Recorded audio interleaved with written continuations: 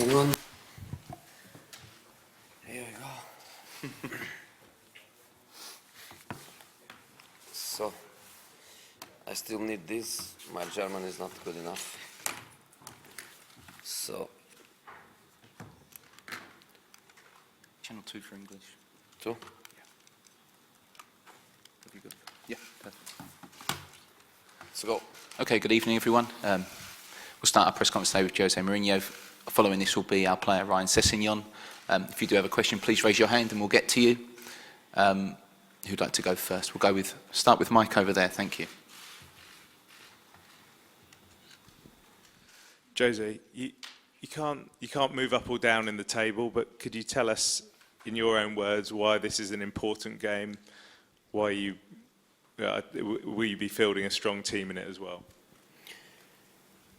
It's an important game because we represent Tottenham, and that doesn't matter the game, the objectives, the ambitions, the competition. Tottenham is Tottenham, and that gives us always a sense of responsibility. But we cannot finish first. We cannot have that privileged position in the draw of playing against second on the table, on playing the second match at home. So the result is not going to change anything. One thing that I'm not having is time, and when I say time, I say also time to know my players well, to know all my players well, and this is also a great opportunity for some of them to play, for some of them to show what they're capable of.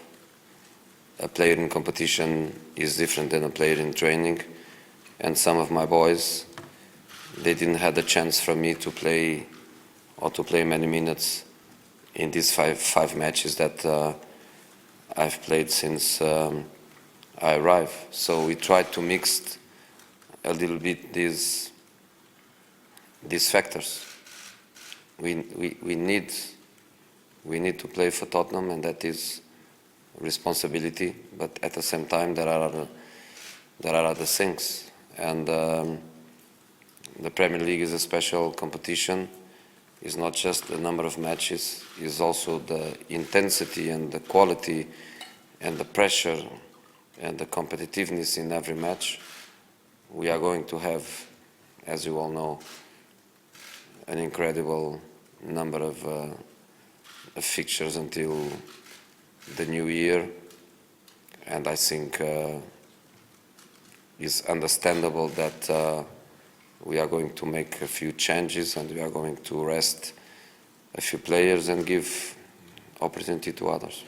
Okay, take a question here. If you raise your hand, we can get the microphone to you. Thank you. Mr. Mourinho, I read that you learned some German in the last couple of months before the job in Tottenham. What was your motivation and how difficult was it? Maybe you can answer in German. No, not yet. The motivation is to learn.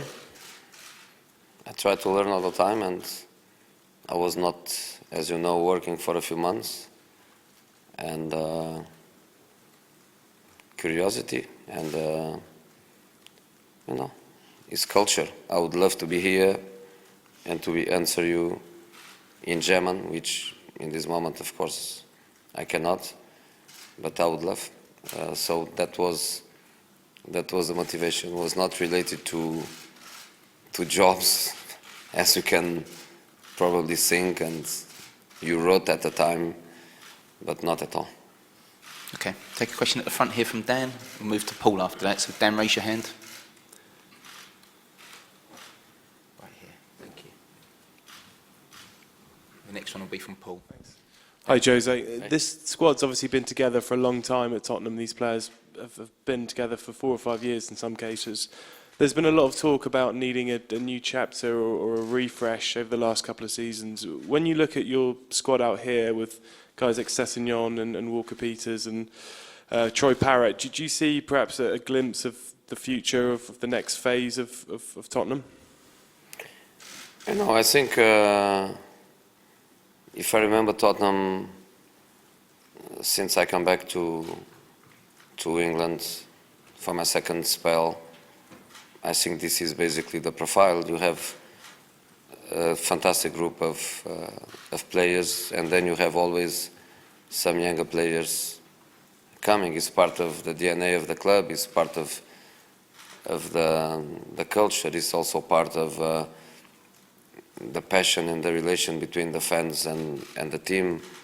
I think the Spurs supporters, they like to see the young boys coming from the academy, a different profile of some other big clubs in English football and also in world football. So this is part of us.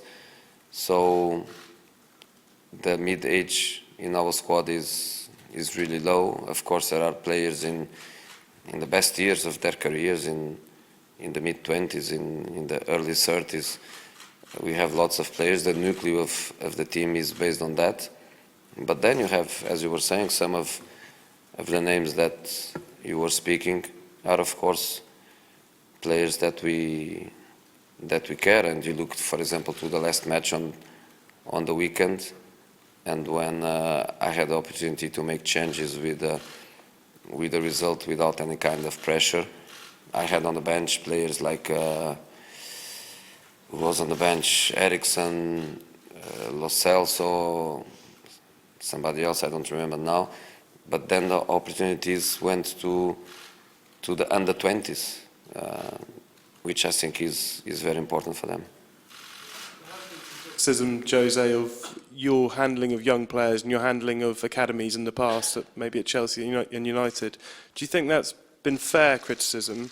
And are you determined to prove at Tottenham that it was unfair? Yeah, it's very important. Scott McTominay is only the best player at Manchester United.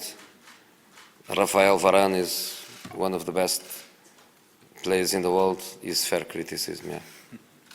Take a question from Paul just here. Raise your hand, Paul. Thank you. Hi, Jose. People seem to be enjoying this version of Jose Mourinho's son says you're always making jokes and smiling. Dyer says he's enjoying playing for you. Can you give us an idea what the reasons are behind those early connections with the Spurs players are? No, first of all, I am the same guy in every one of my jobs. I'm the same person. I can be happier, less happier. That's normal. I can love more or less the club, more or less the players, more or less the structure around me, but I am the same.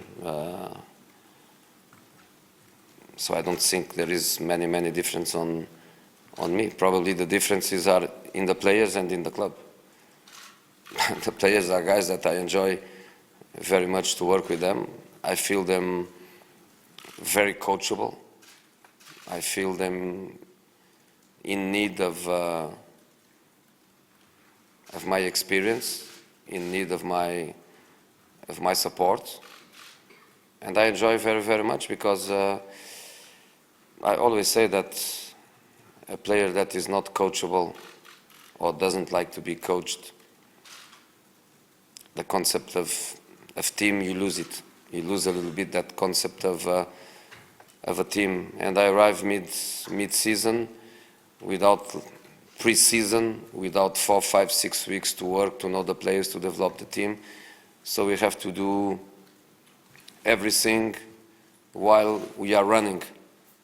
We don't stop, and we have to do everything, a little bit of everything at the same time. So very important for me that the players are coachable, the players are open, the club has a structure that helps me in every area, and I'm very happy. I keep saying that, and you know, even the bad result against Manchester United and a performance that was not good didn't make me change my approach. I think the boys, they need me, and my job is to try to help to help them. It's not about me. People speak about Jose Mourinho updated and version, this and that. It's not me. It's them, and I'm here just to try to support them. Okay, take a question if you raise your hand. We'll get a microphone to you, then we'll go down to Neil and to the back at John. Welcome to Munich. Thank you. Mr. Mourinho, 2 short questions. Can you imagine to be a Bayern coach one day on that place right now, in the future maybe? And is Bayern Munich calculable because of the performances of Lewandowski, you as a coach? Because Bayern Munich is very depending on his goals. Thanks. You know, I don't imagine myself in Bayern Munich only for one reason, which is I am so happy with my job that I don't look to the next step. I think I will leave Tottenham one day when the owner, Mr. Levy, eventually the supporters and the players wanted me to leave, because I don't think to leave at all. But that's the only reason I say I don't see myself in such a big club like Bayern Munich is. Dependence on Lewandowski. I think it doesn't matter the dimension of the club and the teams. You always depend on your best players. The better the team is, the less you depend. But you always depend. And you think our team is the same without Harry Kane? It's not the same. And I think that's the reality of the things. He's such a good player. He scores so many goals. He's always there when the team needs him. That, of course, they depend a little bit on him. But the coach, I think he thinks different than me. And I leave Harry Kane at home, and I expect Lewandowski to play. Okay, take a question from the front here with Neil. If you raise your hand, Neil, so they... Maybe he gets injured and doesn't play in the weekend. So it's better he thinks twice and doesn't play him. Hi, Jose. Have you spoken to the players about the manner of the defeat in the home game against Bayern Munich, and are they likely to be scarred by the experience? It's a good question. But no, I forbid any image about it. I watch it a couple of times. Me, my staff, the analysts, we try to go through every detail of that match, but not one single image for the boys. No, not at all. We are going to focus more on us than on Bayern. We are going to try to develop our model of play, of course, with different bodies, with different faces, with different players.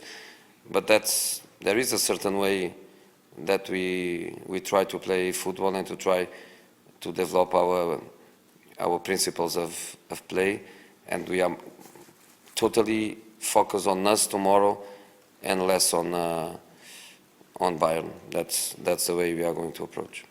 Okay, take a question from John at the back. John, if you can raise your hand. Thank you. Bit of a walk. Is last Keep it high, question? John. Is last one? No, No. we're going to do 2 more after this. John, and then finish here. Okay. Jose, it was 3 weeks ago today that you were announced as the new manager. In that time, what's surprised you about the club, the players? Are things continuing to surprise you? No, the club didn't surprise me a lot because before I signed, the couple of meetings I had with Mr. Levy, he was very organized in the way he presented to me the vision of the club and the project and everything in every area, and everything was real. Sometimes you have amazing presentations and then the reality is a different one. In this case, it was not a surprise because I found the club very, very well organized. And as I keep saying, I just need in some details related to the closed circle of the team to make people understand the way I like to work and make people adapt to me. But the real structure and the great dynamics are there. Very, very happy with that. The players are the players that everybody knows, you know. good players, young players, as I was saying, very coachable. With some little problems, which is normal, that I have to try to attack them. Let's say that. But a pleasure to work with the guys. John, cross down here. And then we'll finish again with this gentleman here. Okay, and that's the last one. John. Jose, just going to ask you two things really. Could you ever imagine that 7-2 ever happening again? Was it a complete freak of nature? And also, just you've got such an amazing record in this competition because the players had such an experience last season. Have you seen in the last 3 weeks enough encouragement to really believe that you can go a long way in this competition this season? When I arrived, I focused on 2 matches. The first, West Ham, and the second, Olympiacos. And the objective there was to put everything in these 2 matches with one objective in relation to the Champions League. We have to qualify. And of course, if we can qualify in that game and not be here now thinking that tomorrow we need a result to qualify, would be the perfect situation because it would allow us to focus more in the Premier League. So the first step is done. We qualify. We are going to be in the knockout. The fact that we are second diminishes a little bit the possibilities in the last 16. We play the second match away. We play against a group winner, clubs like I think Barcelona, who else? Paris Saint-Germain, the best will be there waiting for us. It's going to be difficult for us. I think it's going to be difficult for them. When you reach quarterfinal and everything is in the same basket, the teams from the same country, the possibility of a draw at home and away, I think is the moment where everybody has the same chances. So I think our big step will be the first knockout. Okay, take the last question right here. That will be the last one. Thank you. One question about your history with the stadium. In 2005, I think, you played here the first time with Chelsea, but normally you have not been allowed?